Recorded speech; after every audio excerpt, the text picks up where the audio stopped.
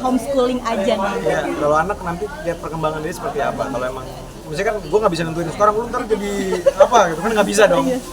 Ya tergantung nanti dia sukanya jadi apa. Kalau emang ternyata dia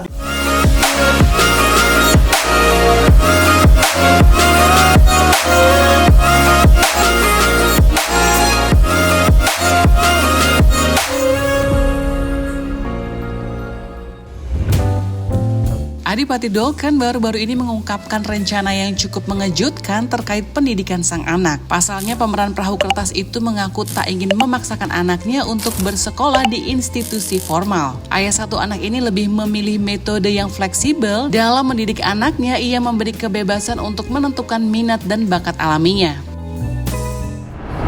Homeschooling aja nih. ya, kalau anak nanti lihat perkembangan dia seperti apa. Kalau emang, misalnya kan gue nggak bisa nentuin sekarang lu ntar jadi apa gitu kan, nggak bisa dong. Ya tergantung nanti dia sukanya jadi apa. Kalau emang ternyata dia di umur 5 tahun dia suka gambar, ya kita ajarin gambar. Kalau emang dia udah bosen gambar, dia mau main musik, kita ajarin main musik.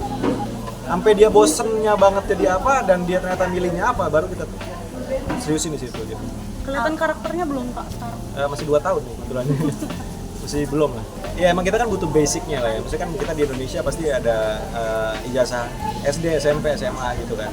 Tapi kan ijazah SD, SMP, SMA itu kan nggak cuma dari sekolah normal kayak masuk sekolah negeri atau swasta atau apa gitu kan, nggak gitu doang. Ada homeschooling. Dan menurut gua apa ya, masuk kalau emang nyarinya cuma ijazah, kita bisa dapetin banyak ijazah dari banyak jalannya gitu. Cuman maksud gua sekolah normal kayak negeri, swasta gitu kan pasti lebih banyak ketemu banyak orang gitu kan. Tapi kan kita bisa ngalihin itu juga. Kayak misalkan di tempat les juga pasti ketemu orang. Lesnya kan nggak harus di rumah. Misalkan sekolah biasanya di rumah, tapi lesnya di tempat lain yang nggak private, ketemu banyak orang juga. Jadi banyak cara kita fleksibel aja gitu. Maksudnya gue nggak mau terikat sama apa yang sudah terjadi, kita harus ngikutin yang udah terjadi gitu. Nggak mau kayak gitu juga. Karena banyak negatif dan positifnya juga gitu sebenarnya kan. Ya kalian tahu lah banyak hal-hal yang nggak perlu gue sebutin juga. Tapi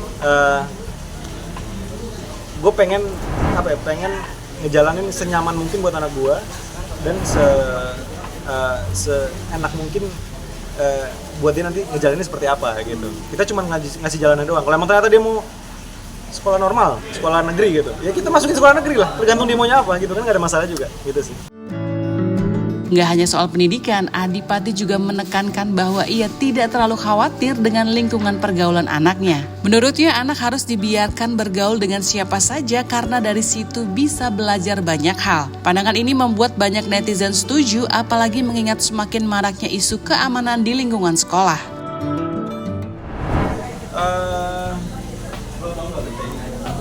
Enggak juga sih ya. Lingkungan nggak, misalnya kayak gue ngebiarin dia bergaul.